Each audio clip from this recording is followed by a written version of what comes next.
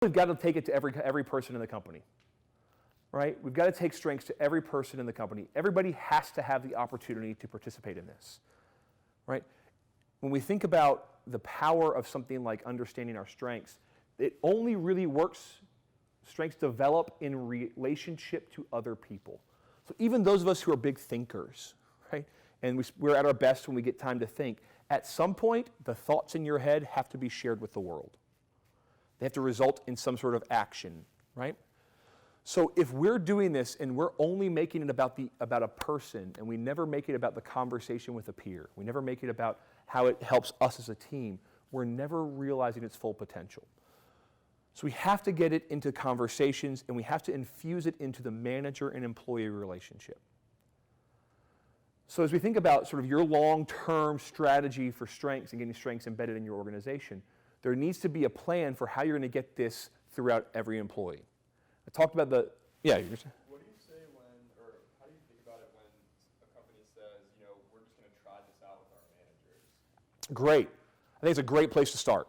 Okay. I think, and I mentioned this earlier, don't think of this as a sequential process. You got to go 1, 2, 3, 4, 5, right? I think at some point, if you want to say you have a strengths-based culture, it's got to be beyond just your managers, right? If I had a finite budget, and like most companies do, and I was going to pick a place to start, I'm almost always starting with managers. Knowing they account for 70% of the variance in engagement in a workplace, they're the single biggest sort of linchpin in a company, I think they're a great place to start. I'm going to think about, if they say things like, I want to try this out with my managers, it sounds very whimsical and sort of experimental. I would push them to think about which managers, high leverage managers that have a broad impact is one way to think about it, but also helping them think about how are you going to help those managers have better conversations with their people, because that's where you're going to see the biggest shift, right? Yeah. And again, if we think about this from a tool perspective versus a mindset perspective, right? You can empower managers with a mindset shift that they can talk to their people from a strengths-based approach, and those people never have to take the assessment to have a different conversation. But for them to fully leverage and fully understand it, there's going to come a point where they're going to need to fully understand their strengths, right? So if we think, again, strategies and tactics, right? Helping every employee understand their strengths becomes part of the employee value proposition. It becomes part of what makes it different to be here, right?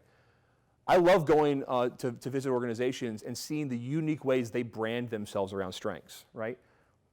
I'm always sort of tickled when I see the different email signatures and how people fold in the uniqueness of their culture through an email signature, right?